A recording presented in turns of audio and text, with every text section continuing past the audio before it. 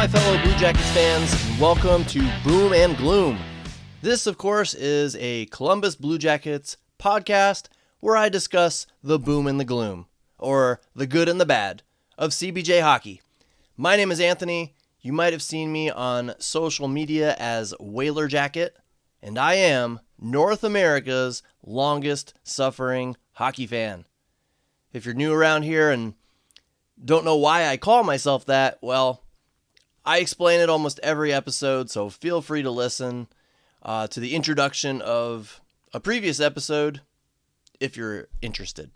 Trust me, it is warranted. I really, truly believe no other hockey fan has suffered as long or as much as I have. And anyone out there who is listening right now and is a returning listener, thank you. Thank you for joining me again. I truly appreciate all your support. Well, I'm back, recording another episode of Boom and Gloom. Why? My intention was to pop on here a couple of times during the summer when CBJ news hit. Like, free agent signings, trades, draft news. But here I am. Now. Why? Well, I don't know about how some of you feel out there, but I am starved for Blue Jackets content right now. I love NHL playoff hockey, but I've become less and less interested in paying attention to it in the past few seasons because my favorite team keeps missing out on participating. It has been 6 years now since the Blue Jackets made the playoffs, and I'm just tired of it. I'm tired of watching other teams compete in the playoffs while my team fails to qualify yet again. My parents and my sister, they're diehard New York Rangers fans. So I was brought up in a home that, really liked the Rangers. Therefore, I have a soft spot for them. I consider them my second favorite team. And they're not in the playoffs. My brother's favorite team is the Nashville Predators. So I have a small soft spot for them too. But they're not in the playoffs either. So I really have no horse in the race to cheer for. If the Jackets didn't miss the playoffs so regularly, I probably wouldn't feel that way. A season or two out of the playoffs, and I probably still have a pretty high level of interest. But after 6 years of waiting, I just find myself apathetic to, watching the playoff games that are going on right now. There's just no joy in it for me right now. I want to watch my team for once. I mean, the Jackets have only qualified 6 times out of their 25 years of existence. That's awful. And it's frustrating to see all the other teams who did qualify and their cheering fans. I mean, come on, look at the Philadelphia-Pittsburgh series right now. Philadelphia is up 3-2, giving Pittsburgh a run for their money. You can't tell me that couldn't have been the Jackets had they qualified. I could see the Blue Jackets doing exactly what the Flyers are doing now. And I know, granted, at this exact moment that I record this, the Flyers have lost the last 2 games in the series after going up 3-0, but that seems par for the course for Blue Jackets, right? Blowing late leads might as well blow some series leads too. But what I'm saying is, it's tough to see that because the Jackets were so close to being that team, being where the Flyers are right now. It's very frustrating, and with no hockey to watch, I turn my attention to finding Blue Jackets content. Articles, podcasts, and there isn't much out there. I mean, and it makes sense. I mean, the season's over. But I still find myself wanting to talk about the Blue Jackets. Read about the Blue Jackets, think about the Blue Jackets, think about their season coming up next year. But there's not much. There's not much that I can grab in terms of content. Brian Hedger's Cannon Fodder podcast, that just seemed to abruptly end in March. I'm not sure what happened there. I sent him an email, but I didn't get a response. The Monday Mailbag and the Inside Edge, both of those seem to be done until next season. Thankfully, Aaron Portzline is still doing his weekly Front and Nationwide podcast. And then you have Michael Arace's Cannonballs podcast.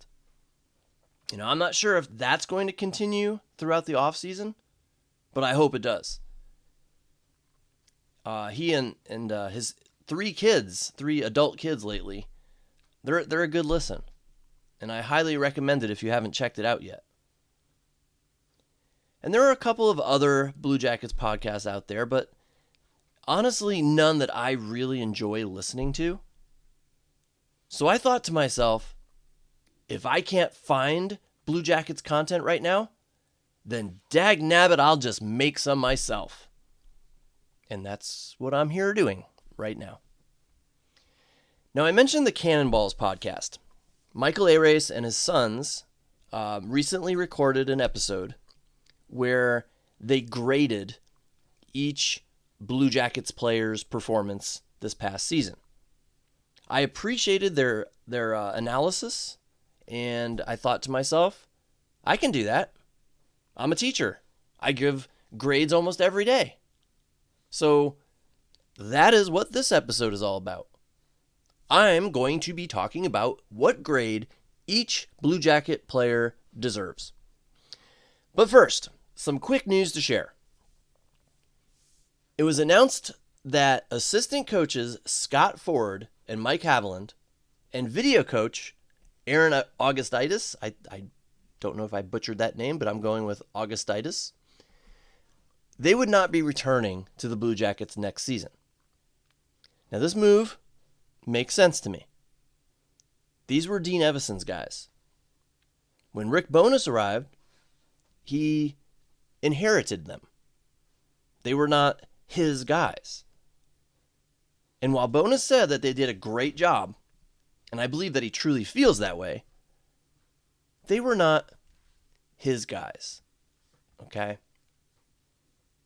So,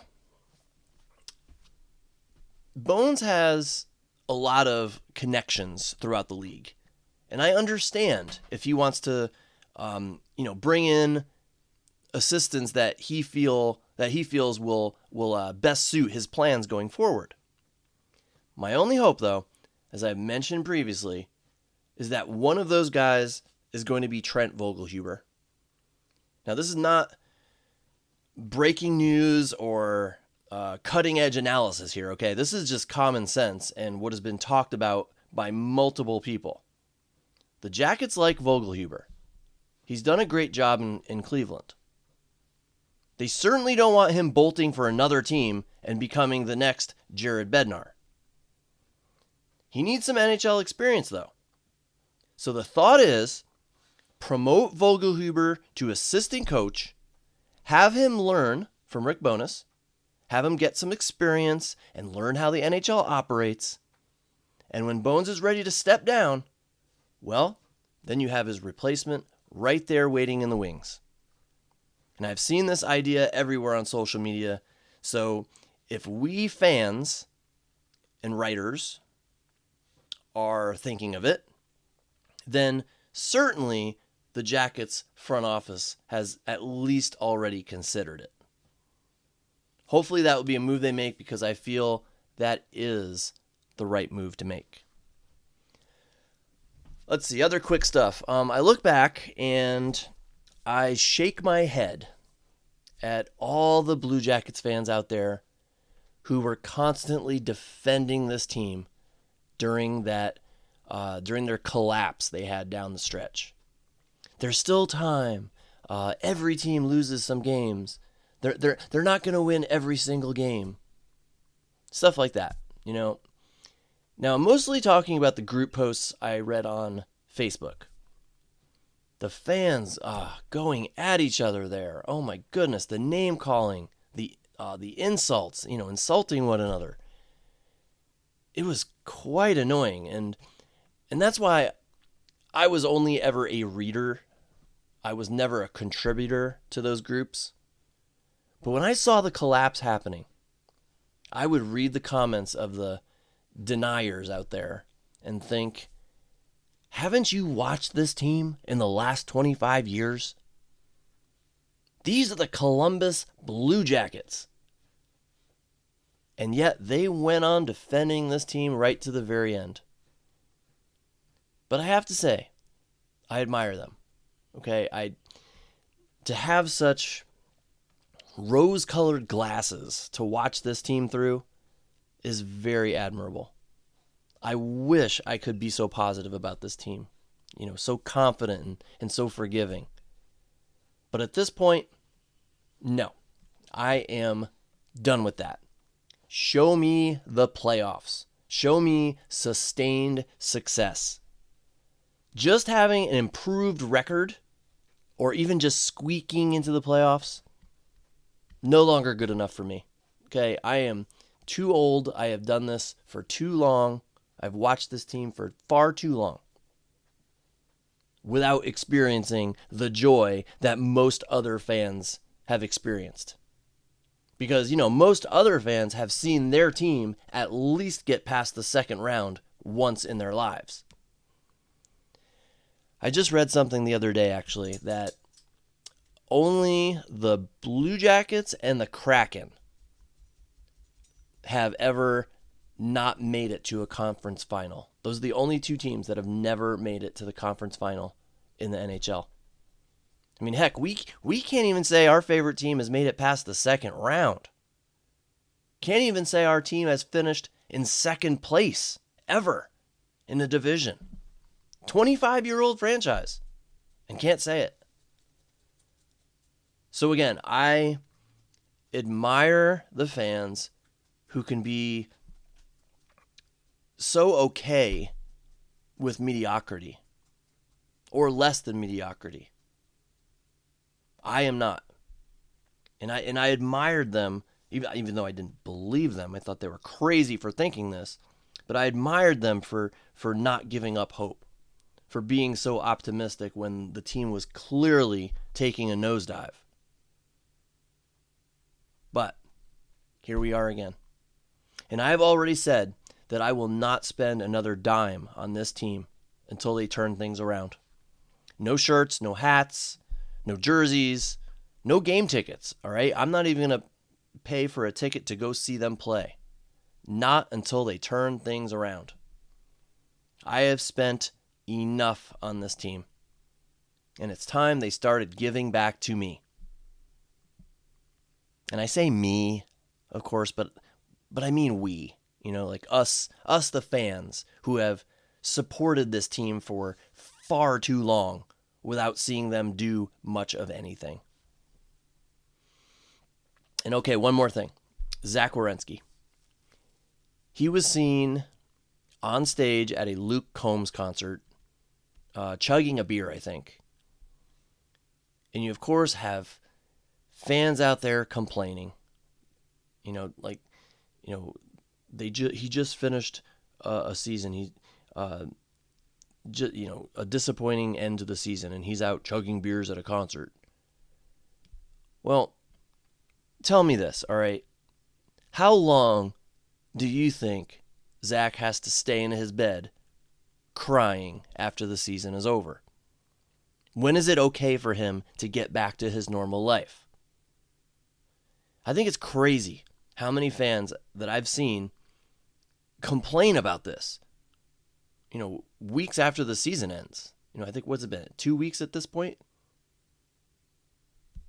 So, I'm sure he is still ticked about not making the playoffs. I'm sure the few days after the last game of the season were rough for Zach Werenski. But to think he should be sitting on his couch, curled up, moping under a blanket throughout the summer, it's ludicrous. And let's not forget, okay, unlike most NHL players, he did not get 3 weeks off during the Olympics. Zach is allowed some R&R. He's a human being after all. All players are. I was just really annoyed with some of the people out there that I saw complaining after seeing him having fun. That's what humans do. Especially as a way to escape the heartache he may be feeling after coming so close yet again and not making the playoffs. My message here, lay off Zach, all right? If he comes to camp overweight and out of shape, then feel free to lay into him again, okay? But I don't think we need to worry about that right now. All right, on to the grades. Now, as I've said before, I am an elementary school teacher, so I am very used to giving grades. However, my Blue Jacket player grades will not just be based on their performance. I'm also going to factor in expectations. Did the player deliver on what was expected of him? With that, let's get right into it. I'm going to start with the forwards, alphabetically by last name. So we begin with Charlie Coyle, A-. He came in from Colorado, and I got to hand it to him. He exceeded expectations. He was a solid, versatile, veteran presence who unexpectedly finished fourth on the team in scoring. I mean, I can't think of anybody who expected that when they traded for Charlie Coyle. This was the first year in his entire career that his team did not make the playoffs. It would be difficult to argue that Charlie Coyle does not mean a lot to the Blue Jackets, even after such a short amount of time with the team, just one season. Unfortunately, the team is probably going to have to overpay to keep him, whether it's term or contract amount or both. I'm 50-50 on whether he stays or goes. I know the team wants him to stay, but I don't know if he will. It's going to be a horribly heartbreaking loss if he leaves, but the Jackets, as we all know, are synonymous with heartbreak. So it honestly would not surprise me. And I gave him an A- instead of an A because down the stretch, when the team needed him the most, he did kind of fall off a bit. So A- for Charlie Coyle. Next up, Adam Fantilli. I give Adam a solid B.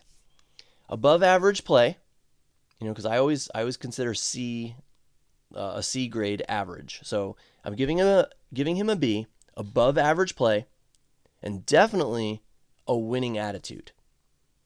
The guy obviously hates to lose and plays with emotion, and I love to see that. But I can't give him a higher grade because of my expectations, all right? I expected him to take another step forward this year, and I don't feel he really did. I mean, you could argue, that he actually had more points this year than he did last year, despite scoring less goals. But I don't know. I was expecting more from him. And yes, he was taken third in his draft, okay? But many experts said that if Connor Bedard wasn't in that draft, Adam Fantilli could have gone number one. So with that in mind, I want a little more from Adam Fantilli. So next season, I'm expecting more. Okay, I know he increased his assist numbers, increased his point total, his goal level went down. And he went through stretches this past season where he was kind of invisible. kept off the score sheet entirely. Wasn't making any big plays. So next year, the team needs him to be more consistent. And I am well aware that he is playing in a number one center position as a 21-year-old. I get that, and I respect that. But if you want an A in my grade book, then you got to take it up another notch. Next up, Connor Garland. I give him a C. When the Jackets traded for him, they got a motor. The guy flies around and is not afraid to mix it up. And he scored 4 goals in his first 2 games with the team. Or is that right? I think that's right. I think it was 4 goals in the first 2 games. And then he fell flat. As I mentioned in my last episode, as you hear this, Connor Garland is set to be the highest paid forward on the team next season, with a no-trade clause that kicks in July 1st. I hate to say it, but I expect more for a player making that much money on that type of contract. Because as I said, a C is commonly referred to as an average grade. And that's what... Oh, my dog just dropped the microphone. Sorry about that. Here we go. So anyway, I feel that Connor Garland was average. Man, these dogs are wreaking havoc right now. Anyway, average. When the Jackets got him, I was happy. I thought it was a good deal. Until I saw his contract. And until he did basically nothing after those first 4 games or so. I'll be honest, I don't see him as a long-term solution for this team. But with his contract, they kind of have him for the long term. And so I hope Don Waddell will explore trading him before his no-trade clause kicks in July 1st. I was actually surprised, looking back, that Waddell even went after him. Because, if you look at Waddell's track record, he doesn't really fit the Don Waddell mold. A big, strong player. I mean, I'm not saying he's not strong. I'm just saying he doesn't have the height that you usually see with a big, strong player. All right, next up, Danton Heinen. I give him a B+. He was a 2-time waiver wire cast-off last season. A throw-in for the Igor Chinnikov trade. My dogs are driving me nuts. I have to pause this and get them out of here. All right. Mission accomplished. All right, here we go. So anyway, he came to the Jackets with something to prove, and he always gave 100% and did basically what was expected of him. Now, did I agree when he was thrown on the second line? No. He is not a second line NHL player. But he did what was asked of him and always tried his best. Never really made any glaring mistakes.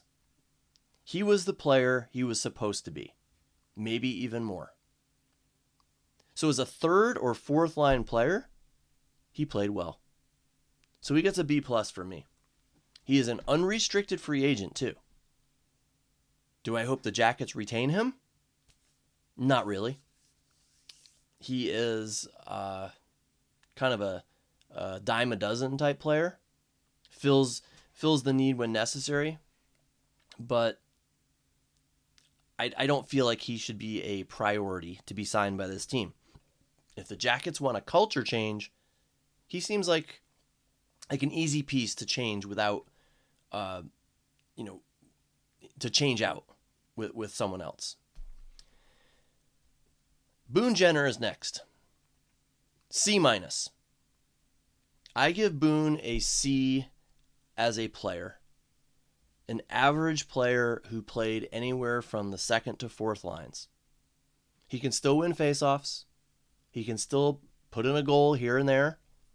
He can still show some physical stuff. But he is slow and took some really stupid, costly penalties. So he gets a C from me. But what brings him down to a C minus is what I believe are subpar, stale leadership skills. If Boone stays, and I honestly hope he moves on actually, or if Coyle leaves, he stays as a fourth line center at a low price. And I hope he gives up the captaincy. No playoffs in 6 years. It's just time for a new captain voice. Next up is Kent Johnson. I'm going to be harsh here, but F. He gets a failing grade from me.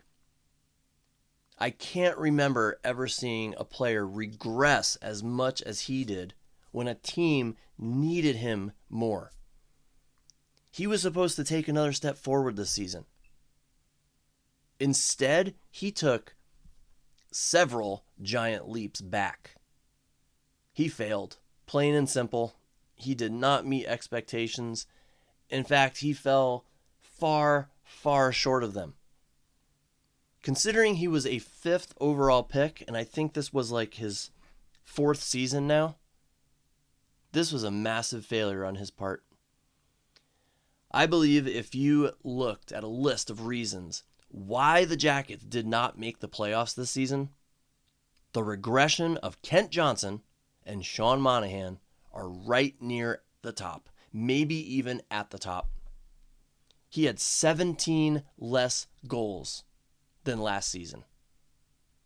If he scored those 17 goals, if the Jackets had 17 more goals this year, I firmly believe this team is in the playoffs right now. I truly believe that. I mean, think about it. Monahan also had 6 less goals. So that's 23 less goals scored by the forwards this season. Throw in 7 less goals from Fantilli and 5 less goals from Marchenko, and that adds up. That's 35 goals. 35 less goals among those players. The Jackets had 35 more goals this year. They're a playoff team. But Kent Johnson's drop-off was staggering. So I give him the only F on my team report card this year. And I like KJ a lot. I truly hope the team doesn't give up on him just yet. But he deserves it, all right? He deserves an F. If there was such a grade as an F+, I might give him an F+, because he had value in shootouts. But there isn't. So he keeps the F. Isaac Lundstrom. I give him a C. Average player who did average things. He had no business playing on the top line and second line, ever. But that's not his fault, all right? He was just doing what he was asked to do. But whatever he did, he didn't really excel. Like he didn't knock it out of the park every time. You know, he didn't blow me away with his skills. And perhaps I'm just a little biased here, a little bitter, because I would have preferred to keep Sean Corrali for this past season. I think he would have been better suited for this team instead of Isaac Lundstrom. Kirill Marchenko is next. I may take some heat for this one, but I am giving him a C. I know some may argue, but he was the team's highest scoring forward. He finished second on the team in scoring. Yeah, he did. Both true. But he regressed a bit from last year when the team needed him to at least maintain his scoring pace. And you can't deny that he flat out disappeared for long stretches this season. The team needed a stable, consistent scorer on their top line, and Kirill was not that. And I understand he may have been dealing with some kind of injury, but I'm giving these grades based on performance and expectations, and I thought overall, looking at the season as a whole, Kirill Marchenko fell short of those expectations and suffered a drop off in scoring. So it's a C from me. Next up is Mason Marchment. B. I give him a B. I loved Mason's game, and he was able to stay pretty consistent since joining the team from the Kraken. I know he had a couple injury situations mixed in. I love the mean streak, the nastiness that he brought to the ice. I loved his offensive production, something the team desperately needed. What I didn't like, though, was the bad penalties he was prone to taking and the inability to come through when a clutch goal was needed. Remember that Montreal game and the closing minutes of that game? Need I say more? Next up is Sean Monahan. D. I talked about KJ regressing so much. Well, Monty was a close second. Please remember something, okay?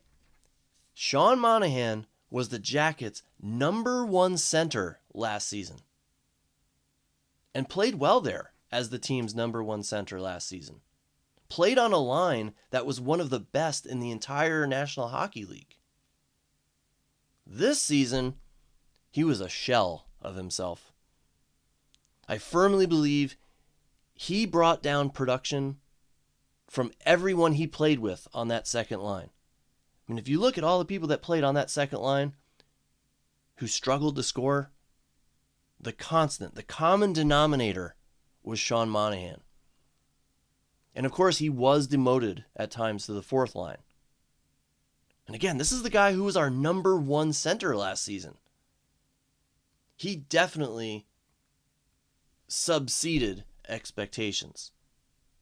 And by the way, I looked that up, okay? There's no antonym for exceeded, no opposite of exceeded, so I made up my own word, subseeded.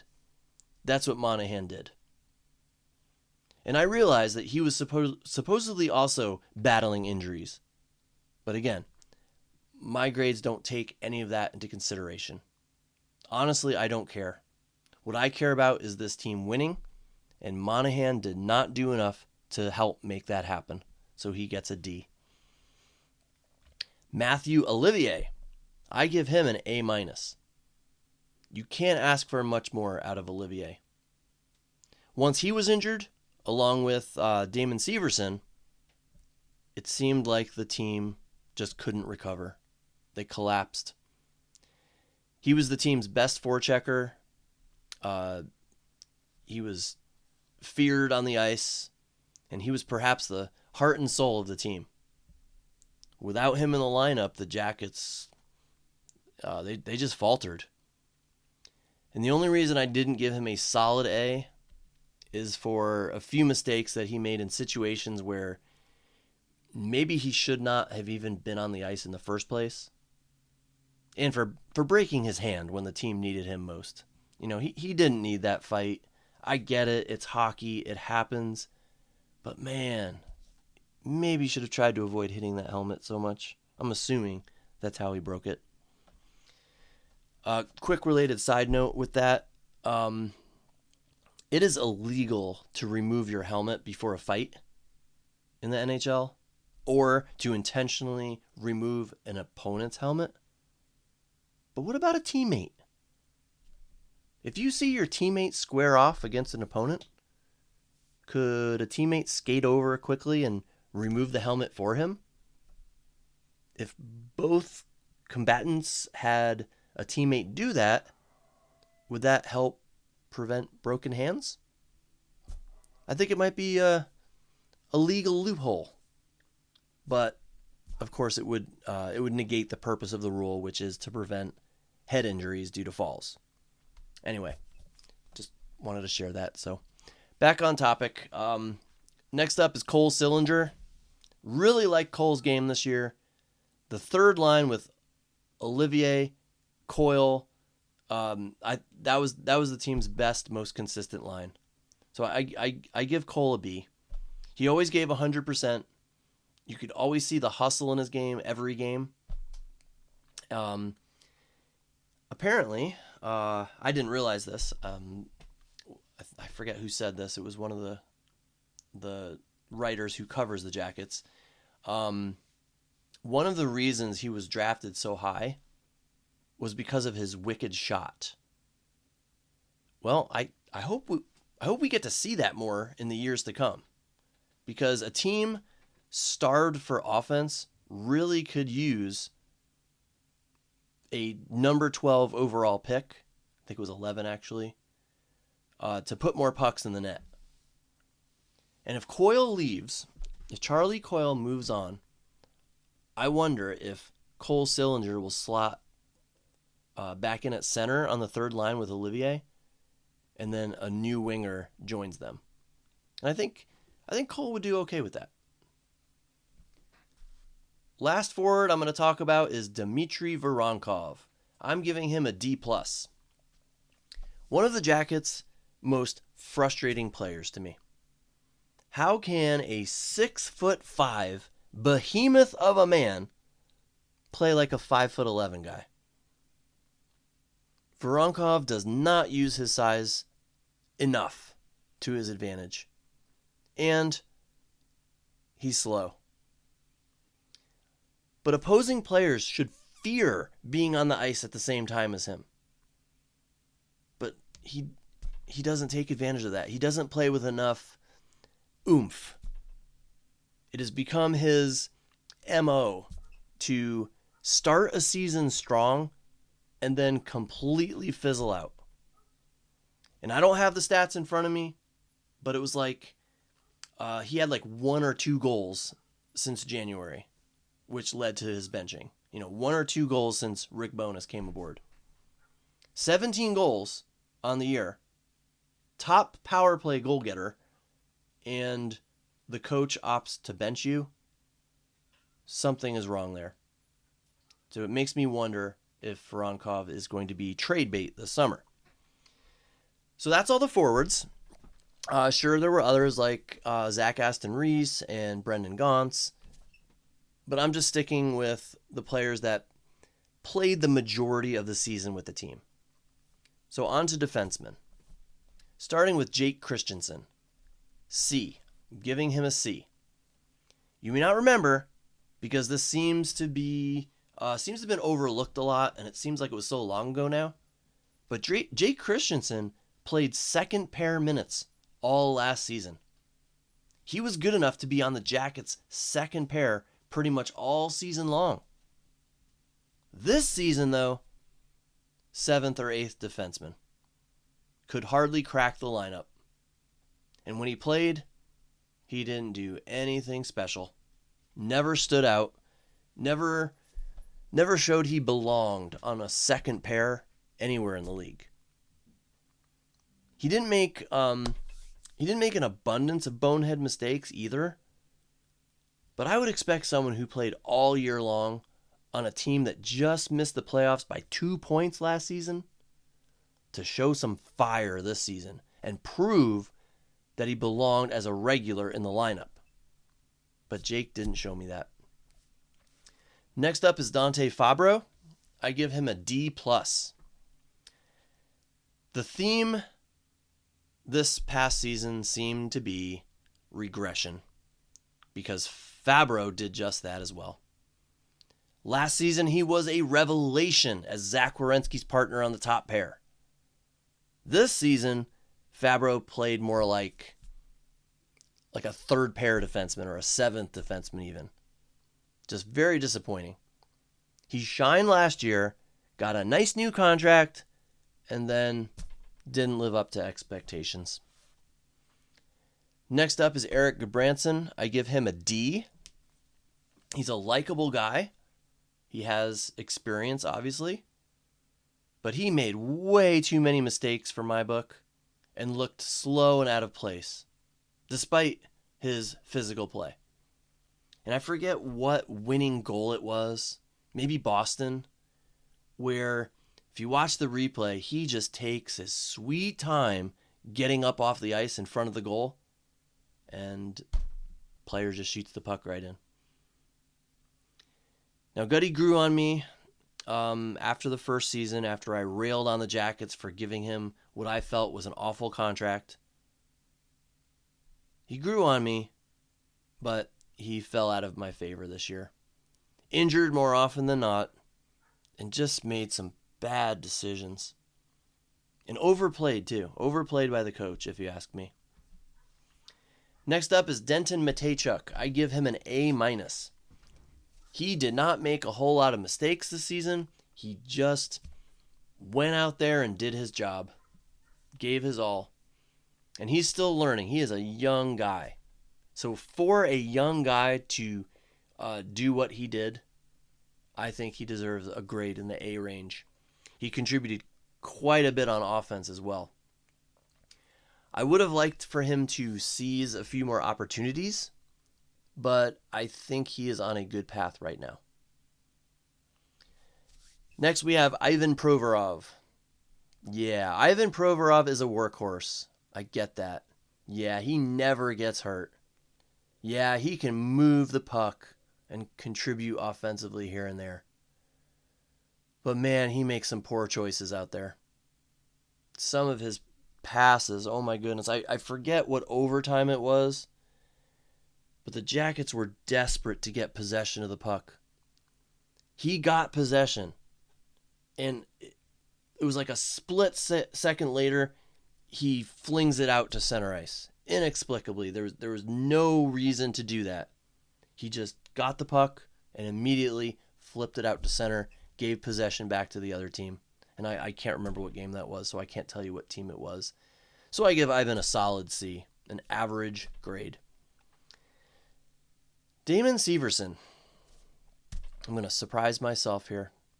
He's the only skater I am giving a solid A to. I was a Damon Severson hater until this season. Well, not a hater, okay? I don't hate any of the Jackets. But he was probably my least favorite Jacket. I felt that Sevo was synonymous with boneheaded. But what did he do this season? He cleaned up his game big time, and he became a great, solid partner on the top pair with Zach Werenski. His injury started the end of the season collapse. So I'm giving Severson a solid A. Zach Werenski, Norris Trophy candidate, and he may even win it this season. An obvious leader, obvious spokesperson for this team. I give him an A-. A- for Zach Werenski. Why not a solid A?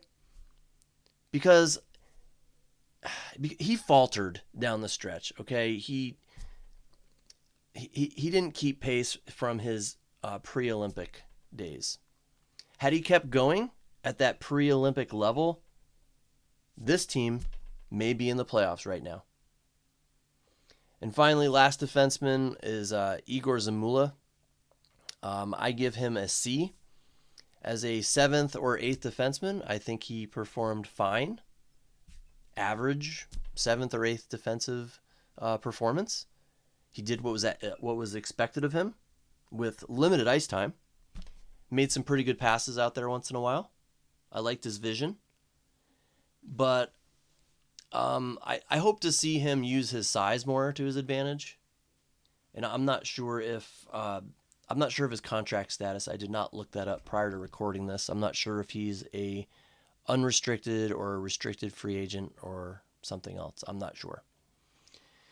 And that brings me to the last two players, our goaltenders.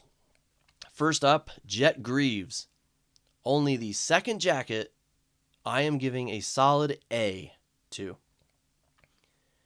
Jet was basically asked to become this team's number one goaltender, and he delivered. Statistically, he was one of the top 10 netminders in the NHL. Sure, he got scored on, but I felt it was rare for me to say Jet should have had that one. He did a great job. And the games that he did lose, a lot of times it wasn't really his fault. It was poor defensive play from the rest of his team. And then as for Elvis Merzlikins, I give him a C-. For a guy who thinks he should be a number one goalie, he rarely seems to play like it. As a goaltender overall, I should probably put him in the D range for a grade. But for what I expected from him this season, he fits the C range. Average performance for a backup goaltender who we all expected to have a high goals against average and a low save percentage. And that's it. That's all the Jackets regulars. Those are my grades. If you're interested, feel free to reach out to me and let me know what you think, and or share your own grades and rationale. You can always contact me by finding me on Blue Sky. Just search for Whaler Jacket. I'm the only one. Or find me on Instagram, also as Whaler Jacket. Or simply shoot me an email, whalerjacket@gmail.com. I'm not sure when I'll record again. I mean, this episode was not something I planned to do.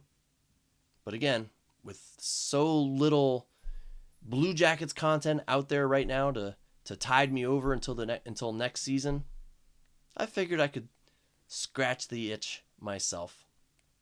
It's going to be a long summer, but certainly shaping up to be an interesting one. So I'll pop on here again soon when there is some more CBJ news worth talking about. Until next time, take care, everyone. We'll see you the next time I do this. Go Jackets!